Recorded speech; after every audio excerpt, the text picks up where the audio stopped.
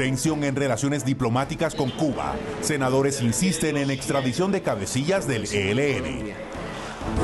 Senado espera concepto de Consejo de Estado para definir nuevo magistrado del Consejo Nacional Electoral. Porque su voto vale, decida a conciencia. Es la invitación del Senado para estas elecciones. ¿Qué pasa con los contratos de prestación de servicios? Trabajadores se quejan por inestabilidad y desigualdad de condiciones laborales. Partidos de oposición exigen al gobierno más recursos para salud, educación y vías en el presupuesto general de la nación. Alerta en el Senado por el aumento de accidentes viales. Las motos, las mayores causantes, los niños, los más afectados.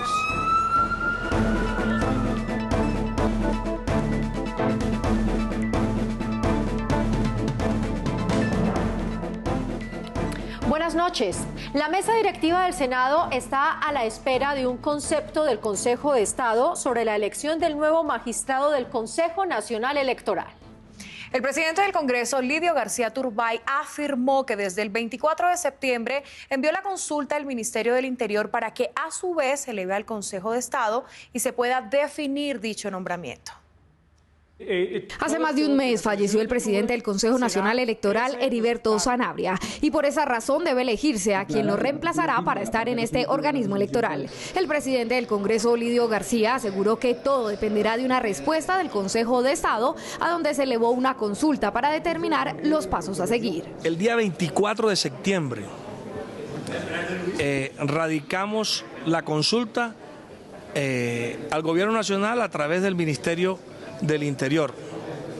Oh sorpresa que hasta el día lunes fue que dieron traslado a la sala de consulta del Consejo de Estado. Entonces estamos esperando la respuesta de la sala que le corresponde pues definir cuál va a ser el procedimiento a seguir. El legislador aseguró que lo mejor en estos casos es tener la suficiente asesoría jurídica y blindar el posible proceso de elección. Yo no me voy a ver abocado a una sanción futura, a una inhabilidad, a cualquier tipo de sanción por favorecer a X o Y. Quien tenga la razón, ese es quien pues ocupará el cargo de magistrado del Consejo Nacional Electoral. Según el presidente, no se dejará presionar para tomar una decisión final. Nosotros no tenemos una fecha establecida, un tiempo establecido que teníamos que tomar una decisión en X o Y tiempo, pero estamos a la espera que el Consejo de Estado se pronuncie ya. Sin embargo, reconoció que la decisión se tomará tan pronto llegue el concepto del Consejo de Estado, porque es importante que en plena época electoral el Consejo Nacional Electoral tenga a todos sus magistrados.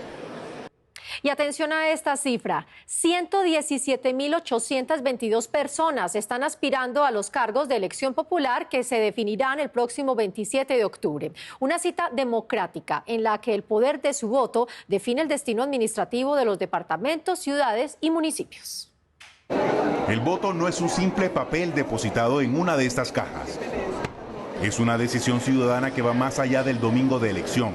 Esta se extiende por 4 años porque es el periodo para el cual se eligen a los gobernadores, alcaldes, concejales y diputados. Se juega la suerte y la vida regional de alcaldías y gobernaciones para definir servicios muy importantes que prestan estas entidades territoriales, como la prestación directa de los servicios de salud, de educación, de los servicios públicos. No es un dato menor tener conciencia de ello. Se trata de la administración durante 1.460 días consecutivos de los multimillonarios recursos que posee cada departamento o municipio. De allí la necesidad de que cada votante acuda a las urnas de forma libre y sin presiones de ningún tipo. La persona que compra el voto no tiene ningún compromiso moral con el pueblo, con su elector, porque asume que eso es una transacción material. Por eso es muy importante entender que si queremos que las cosas cambien en el país, no se puede vender el voto. Especialistas en lo electoral comparten que la gestión de los mandatarios locales estará definida por la forma en que financian sus campañas. Por eso llaman la atención para que la ciudadanía se informe de los candidatos más allá de lo que muestra la publicidad de cada campaña. ¿Quién es ese candidato? ¿Cuál es su trayectoria política? Pero un punto muy importante es conocer quién está acompañando a ese candidato y particularmente a través de la financiación de su campaña. Según una investigación de Transparencia por Colombia, entre enero de 2016 y julio de 2018, el 39% de los actores vinculados a hechos de corrupción fueron funcionarios públicos y el 30% autoridades electas por voto popular. Y en estos 5 departamentos se concentró el 45% de los casos de corrupción de todo el país. Departamentos que el próximo año obtendrían transferencias por parte del gobierno nacional en más de 1 o 2 billones de pesos para inversión local. El llamado entonces que hacen senadores es a elegir bien y a conciencia el próximo 27 de octubre. Un 10% de descuento en las matrículas para carreras técnicas y tecnológicas prevé un proyecto de ley para quienes salgan a votar. La iniciativa busca fomentar la participación de los jóvenes en el sistema democrático. En la actualidad, si una persona estudia en una institución pública de educación superior universitaria como ciudadano mayor de edad, tiene derecho al 10% de descuento en la matrícula universitaria presentando el certificado electoral, es decir, el que le entregan una vez sufraga en el puesto de votación. Un proyecto de ley busca que este beneficio también aplique a aquellos estudiantes de educación técnica y tecnológica en especialidades como enfermería, mecánica automotriz, minería de datos, hotelería y turismo y técnico agropecuario. Todas las instituciones públicas de educación superior, no solo las universidades que tienen que hacer la deducción, vuelvan a obtener el dinero, el recurso que se les devolviera de acuerdo a la disponibilidad del gobierno.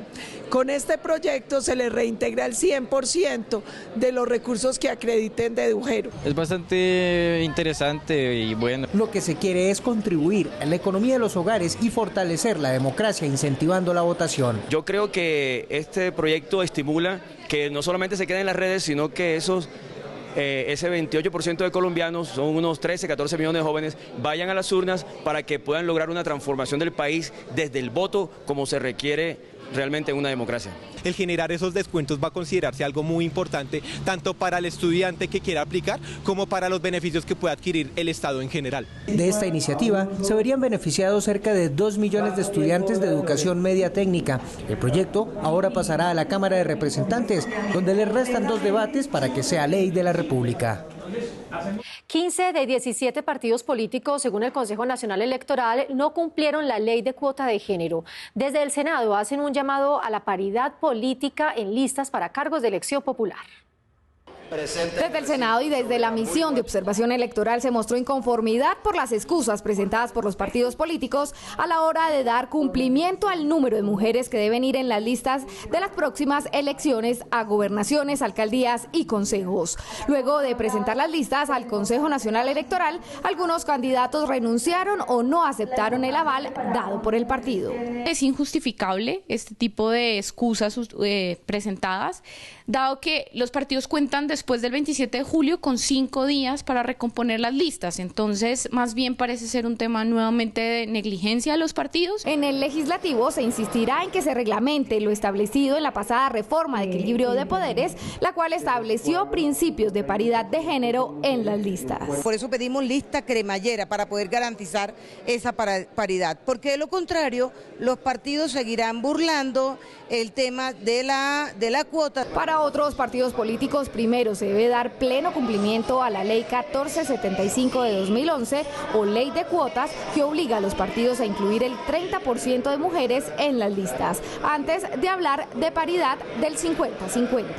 Más que la paridad, hoy estamos en el 30% y no se cumple. Yo reitero que lo que se necesitan son condiciones y empoderamiento a las mujeres para que hoy en día no seamos rellenos en esas listas, sino que de verdad tengamos aspiraciones grandes de legislar y de ocupar altos cargos en el país. La MOE y el Senado coinciden en que el Consejo Nacional Electoral, además de revocar las listas que incumplieron, debe imponer sanciones y no pasar de agache a aquellos partidos que no respetaron esta medida obligatoria que busca incrementar la participación política de las mujeres.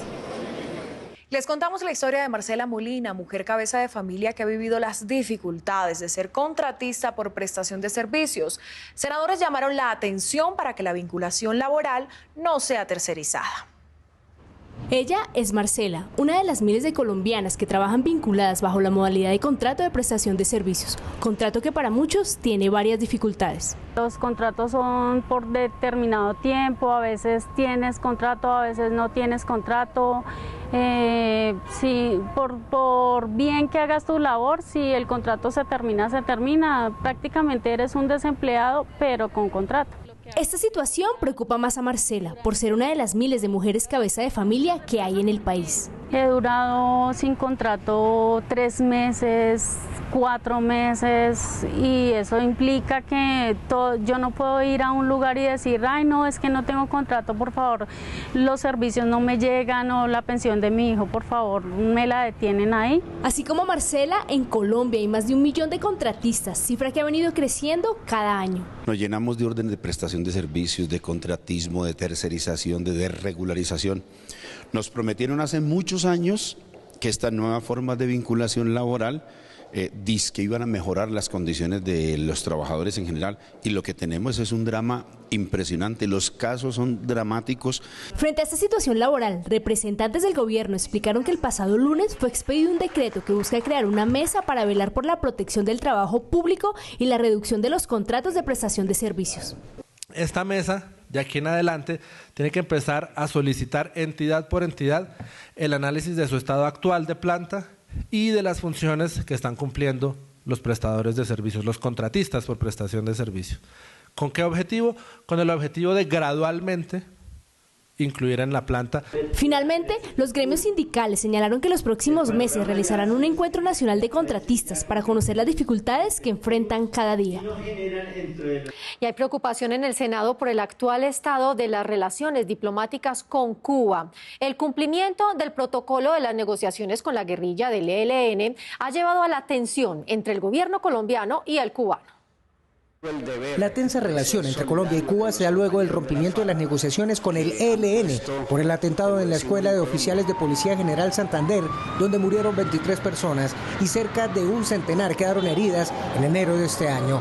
El gobierno ha pedido al de Cuba que entregue a las autoridades colombianas a los guerrilleros del ELN en ese país. Por eso, desde la Comisión Segunda del Senado, le hacen un llamado al gobierno central para que no rompa relaciones con Cuba por este hecho. Yo diría que se agote aún una instancia de diálogo inclusive con un país, un tercer país, para tratar de soliviar las diferencias que hayan entre Cuba y Colombia. De otra parte, le hacen un llamado a que se respeten los protocolos contemplados ante una eventual ruptura de diálogos con Cuba. Que haya un cambio, un giro importante en la política exterior, a que Colombia regrese al rol de un país que busca el diálogo y la conciliación, y no el enfrentamiento en las relaciones internacionales. Para el presidente de la Comisión Segunda, encargada de Relaciones Internacionales, se tiene que dejar un canal diplomático abierto. Reclamamos justicia, pero ello no implica que Colombia rompa relaciones con el gobierno de Cuba, pero sí que agote los mecanismos para efectos de lograr implementar acciones que nos permita tener responsables en Colombia. Otros aseguran que Colombia no es históricamente un país que rompe relaciones y así tiene que seguir. Colombia ha tenido unas relaciones armónicas con casi todos los países del mundo, nunca por lo general ha desarrollado esa actividad, y yo creo que sería un error garrafal de la política internacional del gobierno del presidente Duque romper las relaciones. Desde el partido de gobierno asisten en decir que Cuba es el que ha dado prioridad a los guerrilleros del ELN en ese país, pero que es el gobierno a través de la Cancillería quien toma las decisiones. Que las diferencias con Cuba son profundas. Se pone muy en entredicho la legitimidad y la amistad además de la relación con el gobierno de Cuba. No necesariamente tiene que haber un rompimiento, pero también esa es una posibilidad que el pueblo colombiano puede considerar a través de su gobierno. En los próximos días, la Comisión Segunda del Senado radicará una proposición en la comisión para que no se corten relaciones con Cuba, y se le pedirá al presidente Iván Duque una audiencia para buscar una salida a esta crisis. El número de esta semana es 1.750.000 contratistas por prestación de servicios, de los cuales 472.000 trabajan en alcaldías y gobernaciones. La cifra se conoció en una audiencia pública sobre trabajo decente, convocada por el senador Wilson Arias del Polo Democrático. Los partidos Alianza Verde, Polo Democrático, Lista de la Decencia, AICO y MAIS hicieron uso del derecho que consagra el Estatuto de la Oposición. Pues, Carol, en una sesión especial citaron al ministro de Hacienda, Alberto Carrasquilla, para debatir sobre la destinación de los recursos del presupuesto general de la Nación para el próximo año. A la sesión especial llegaron los congresistas de los partidos políticos declarados en oposición al gobierno. Tuvieron la oportunidad de ser escuchados por el ministro de Hacienda, Alberto Carrasquilla, y hacer sus reparos al presupuesto general para el año entrante. Esperamos pues que esta sesión contribuya a que el gobierno pueda hacer unos ajustes presupuestales.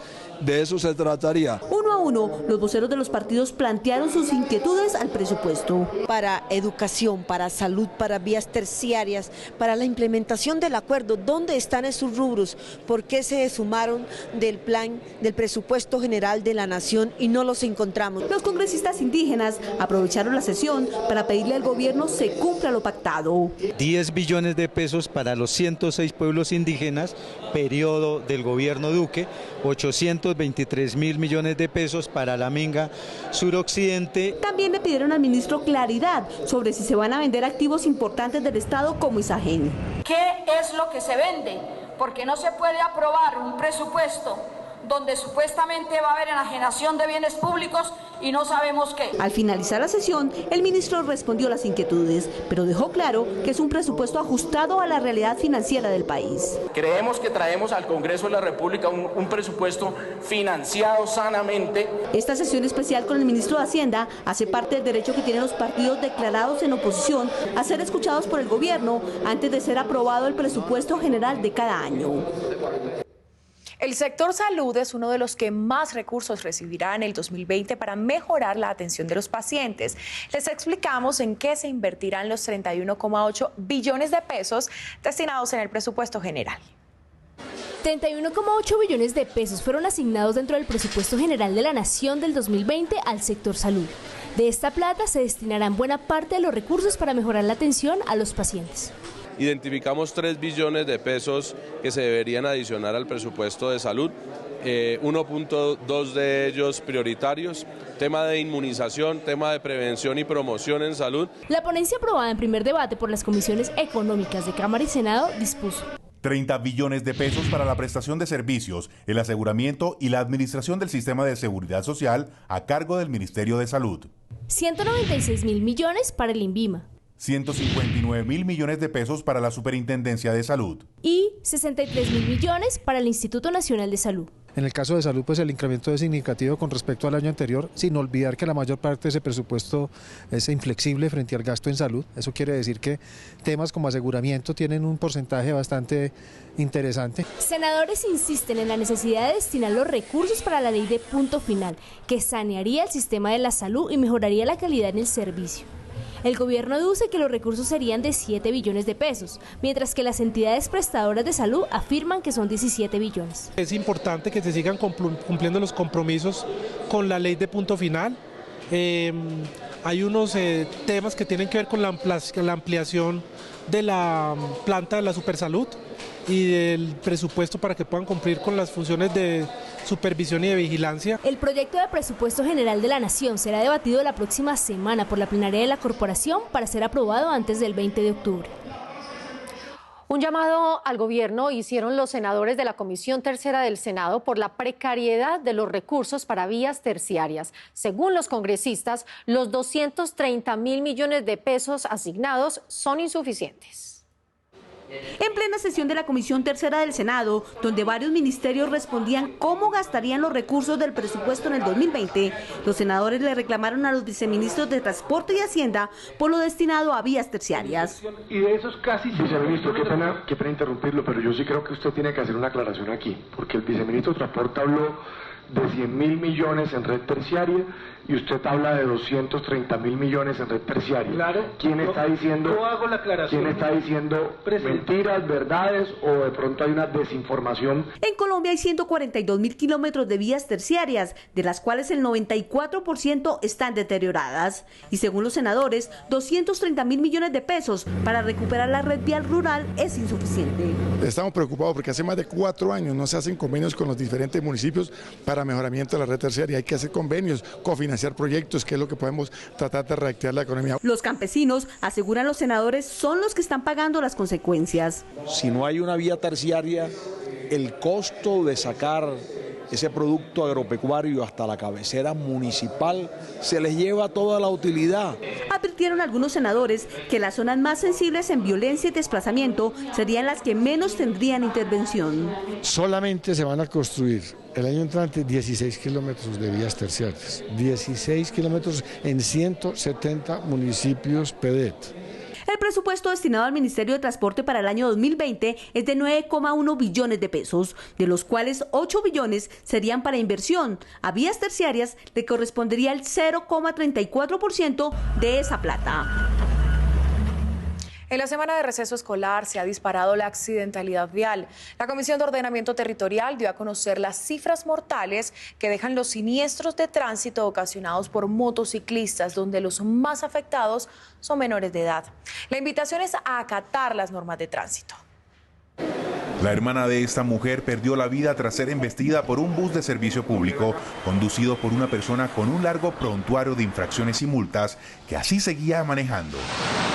El Estado y las instituciones socializadoras de valores le daban una licencia de conducción para salir a matar.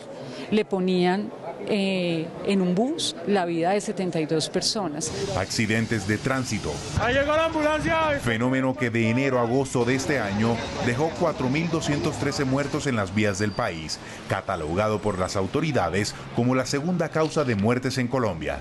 Más de la mitad corresponden a motocicletas, 2.272 motociclistas han perdido la vida. Es una realidad. Las motos se han convertido en el detonante de las cifras fatales. Nosotros tenemos en el Caribe colombiano además un problema social muy grande, que es el mototaxismo, que tenemos que trabajarlo con empleo, con oportunidades y con campañas. Los menores de edad son los más vulnerables. Cada 4 minutos muere un niño en accidentes de tránsito. Esa es una cifra que a cualquier sociedad o a cualquier estado debería preocupar. El problema es más grave según se conoció en el debate. En general, los vehículos que se venden en Colombia no cumplen con los estándares internacionales mínimos de seguridad. Está un crecimiento de la motorización, pero está un crecimiento también de las víctimas. Se debe invertir esta relación.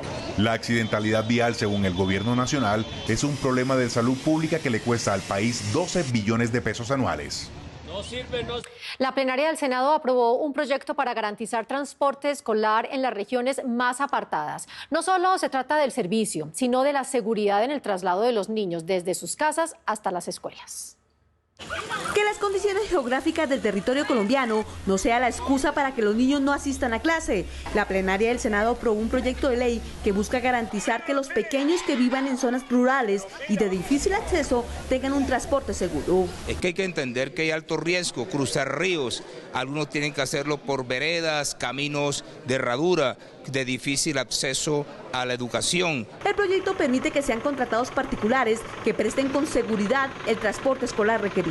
Una excepción para que el Ministerio de Transporte pueda entregar esa potestad y facultad a ciertos transportadores para que puedan prestar ese servicio en los municipios. Aseguran los senadores, lo primordial es garantizar un transporte seguro para que los niños asistan a clase. Transporte legal, seguro y formal, ojo. Un transporte escolar que cumpla con las características y las necesidades propias de cada municipio. Motorizado, no motorizado, transporte fluvial, burro, lancha, cualquier clase de transporte, pero lo importante es que se le permita a los niños llegar al aula de clase, ¿sí?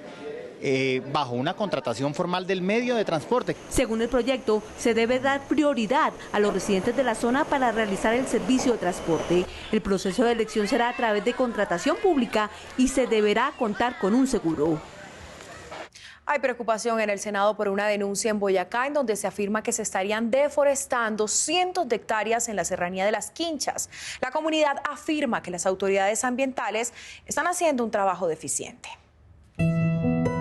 ¿Se estará preguntando usted si estas impactantes imágenes son del Amazonas? No, son del segundo pulmón de vida para Colombia y Latinoamérica, la Serranía de las Quinchas, ubicada entre Boyacá y Santander, un territorio que grita por el número de hectáreas que continuamente son deforestadas y que, al igual que el Amazonas, está en peligro su biodiversidad. Se han incautado vehículos llenos de madera que hacen parte de esta Serranía de las Quinchas. Durante lo corrido de este año y en años anteriores hemos detectado que son aproximadamente 1000 hectáreas que se han venido deforestando. Aunque las autoridades ambientales tratan de contrarrestar esta problemática, al parecer no han logrado evitar que esto suceda. Nosotros como institución capturamos los vehículos llenos de madera y los colocamos a disposición de las autoridades competentes como es la Policía Nacional y Corpo Boyacá, que tiene que ver con el tema, y desafortunadamente pues no pasa nada, la gente queda libre, no hay judicialización. Ante esta denuncia desde el Senado se pedirá explicación a los entes ambientales encargados. Es increíble que hoy hayan denuncias de 35.000 hectáreas deforestadas en nuestro departamento. Vamos a hacerle un llamado al gobierno nacional y especialmente a usted, señor director de Corpo Boyacá. ¿Cómo es posible que haya pasado esto en nuestro departamento? Por eso vamos a invitar a todos los congresistas y a proponer este debate de control político, porque no podemos permitir que acaben con nuestro medio ambiente, con nuestros recursos naturales y que no pase absolutamente nada. En el debate se espera que el gobierno nacional dé explicación acerca del plan que actualmente tiene para mitigar este desolador panorama que hoy tiene preocupados a departamentos como Boyacá, Meta y Antioquia, en donde se reportan altos porcentajes de hectáreas deforestadas. Solo 1 de cada 10 colombianos dona sangre, una cantidad baja que preocupa a las autoridades y especialistas en salud. Para sumar esfuerzos y fortalecer los bancos de sangre, el Senado de la República, junto al Hospital Universitario Infantil de San José, invita para que el próximo 16 de octubre los residentes en Bogotá donen sangre. Esta jornada se realizará en el edificio nuevo del Congreso, en la carrera séptima, número 862. Están todos invitados. Actualmente en Colombia el porcentaje de donantes de sangre a nivel nacional es muy bajo, muy poco los voluntarios que donan sangre en los hospitales o incluso en los bancos de sangre. Eso ha llevado a que los bancos de sangre tengan una escasez de unidades y que los hospitales tengan también un déficit en las unidades de sangre. Esto conlleva que estos hospitales no tengan la suficiente cantidad de glóbulos rojos o hemocomponentes para suplir una emergencia en dado caso que ocurra. La ciudad señora, o la del Milagroso, como se le conoce a Buga, cumple 450 años. El Senado aprobó que precisamente las manifestaciones religiosas sean declaradas patrimonio cultural e inmaterial de la nación. Esta declaratoria permitirá mayores recursos para mejorar la infraestructura religiosa, turística y deportiva de esta hermosa ciudad vallecaucana. Gracias por ver Senado Noticias. Guadalajara de Buga, municipio del departamento del Valle, es reconocido nacional y mundialmente por su riqueza cultural y religiosa. Allí se encuentra la Basílica del Señor de los Milagros, lo que hace que cada año 3 millones de personas visiten esta población. Para reconocer su importancia en la identidad de Colombia y lograr que el país se vincule a la conmemoración de su fundación, el Senado aprobó un proyecto de ley a través del cual se declara el municipio como la ciudad señora de Colombia. 450 años de historia, una ciudad que participó activamente en el Bicentenario, una ciudad que ha aportado hombres y especialmente mujeres de grandes matronas y que el reconocimiento se da en inversiones en el plan de desarrollo. Y es que según lo establece el proyecto, se podrán incorporar dentro del presupuesto recursos para adelantar obras en beneficio de la comunidad, semipeatonalización de vías del centro histórico, mejoramiento de la infraestructura del estadio Hernando Azcárate Martínez, construcción y dotación de una escuela de música, fortalecimiento de la Academia de Historia Leonardo Tascón, reestructuración de la Casa de la Cultura de Buga. El proyecto también busca declarar como patrimonio cultural e inmaterial de la nación diversas manifestaciones folclóricas y culturales del municipio.